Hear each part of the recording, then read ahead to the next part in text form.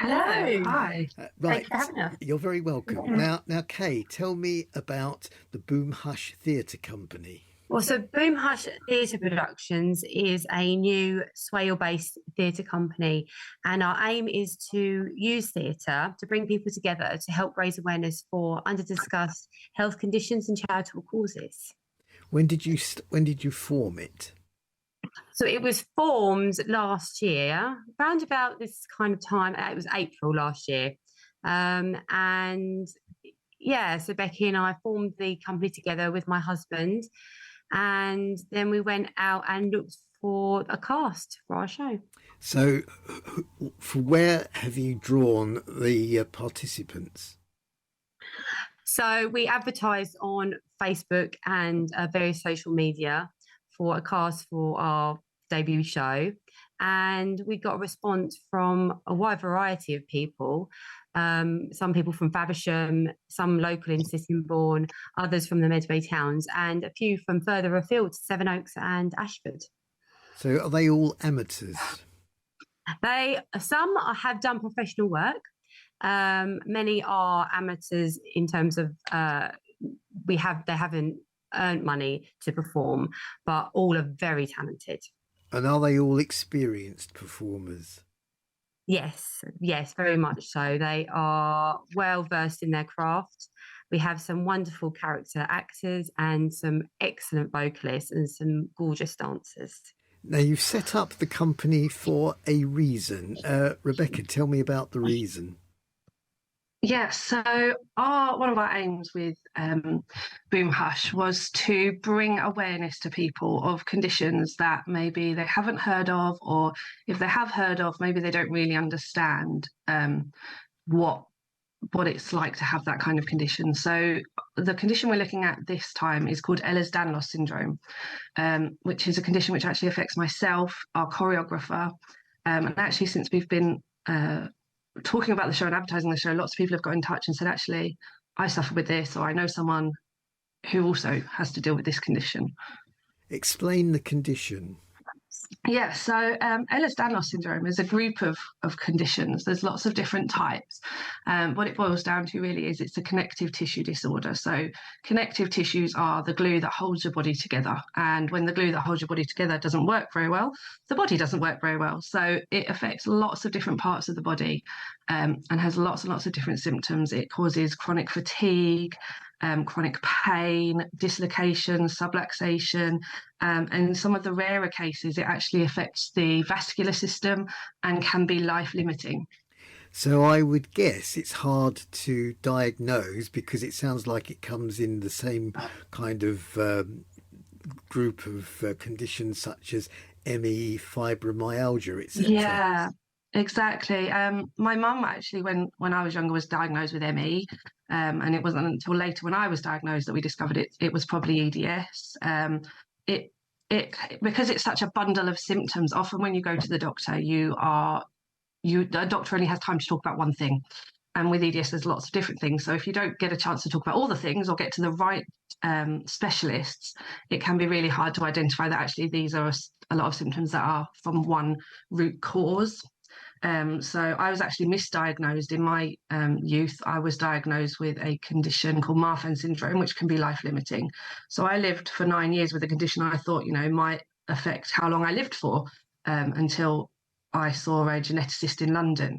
So, people go on a really difficult journey to understand, what it is that's going on with them. And so, as you say, it's a difficult condition to diagnose. How do you treat it? So with EDS, it's more about managing day to day and managing the different symptoms that can come alongside it. So that varies from person to person. It's different pain medications. It's different physical interventions with physiotherapists, occupational therapists. It can be different surgeries to stabilize joints. It can involve, seeing various different specialists because it can affect obviously the digestive system, the bladder, all these different areas. So quite a lot of people with EDS will be seeing lots of different specialists. Will be taking several medications. We'll be doing things daily like wearing supports, using walking aids. I myself use either crutches or a walking frame or a wheelchair, depending on the kind of day I'm having, because it also fluctuates. So you can have a quite good day, and then maybe you have a not so good day, and you can't do as much. And if you're, in employment, how much time, are you likely to have to take away from your employment because of the condition? Yeah, it can be really, really challenging, actually. I work as a part-time teacher, and I've recently had to take 3 months away from my job because of a chronic flare-up in the condition and linked conditions, fibromyalgia, and mental health problems that come alongside that. Obviously, having to accept, doing less in your life, it affects the mental health side as well. So you have to take time away for appointments. If you have bad days, flare-ups, there's a lot of time people will, struggle on through and get through, because obviously you can't keep taking time away from your employment. But there does come times like I had recently when I had to take a long time away, when the body just says, no, I've had enough. And presumably it's challenging for those with whom you may live.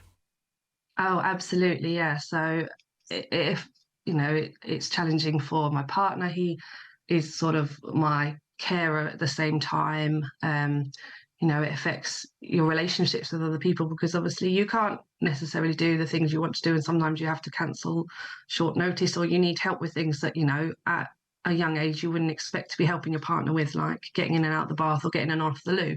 So, you learn a lot about a person in quite a short space of time. But, it is really important to have a good network of people to support you. Okay. So the formation of the company and the show you're about to do is to raise awareness of this condition. Kay, tell me about the show. So the show is all about making the invisible visible, and all about villains of musical theatre. So it's a dramatic concert where our host, the Harbinger, will invite you in to a world of wickedness, a world of villains, and explore the motives of all the musical theatre villains that you come into contact with the show. So I guess you got things like Phantom of the Opera, Peter Pan, things like that. So we have songs from Phantom of the Opera, Les Miserables, Hamilton.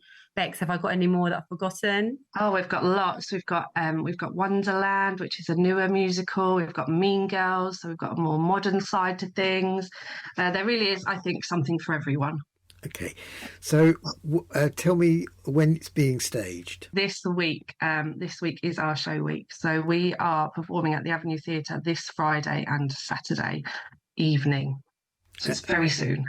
So give us the curtain. Well, there's no curtain at the Avenue Theatre, but the virtual curtain up times and how people get tickets. So there are a handful of tickets left off of the Friday, and you can get tickets at the Avenue Theatre website, which is avenuetheatre.co.uk, or you can look us up on Facebook and Instagram, Boom Hush Theatre Productions, where you can find links to the ticket page.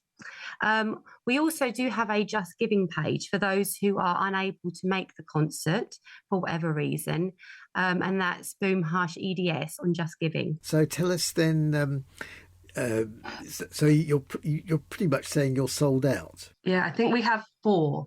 So 4 very lucky people. I mean, in there quick. and this is purely from publicising the event on your social media. Yes. It's purely from publicising on social media and speaking with people who have been very supportive to the cause and to us. So we have been very fortunate that people have felt so supportive and want to come along and see the show and support the cause. So, yeah, I mean, we did have a few more than that at the beginning of the week, but literally in this last week, the tickets have just sold so quickly. So yeah, those 4 people need to get in there quick. Okay. So it's 8 o'clock, is it, or 7:30? It's 7:30 curtain up. Okay. Yeah, on Friday and Saturday. And so, I mean, that's pretty good. What's your future plan? So, I mean, obviously this production is successful. Are you going to try and do regular productions? Yes, so our aim is that we will do regular productions. The our aim is to do a mixture. So some bigger shows like this one, which will be more sort of scripted and have a little bit of drama around them, having that musical element to them, and then some shows that are hopefully just about singing and celebrating music from different genres, from different time periods, just sort of to have a bit of a good time, really. All the best for Friday and Saturday. Rebecca Correa and Kay Wright, thank you both very much indeed for your time today.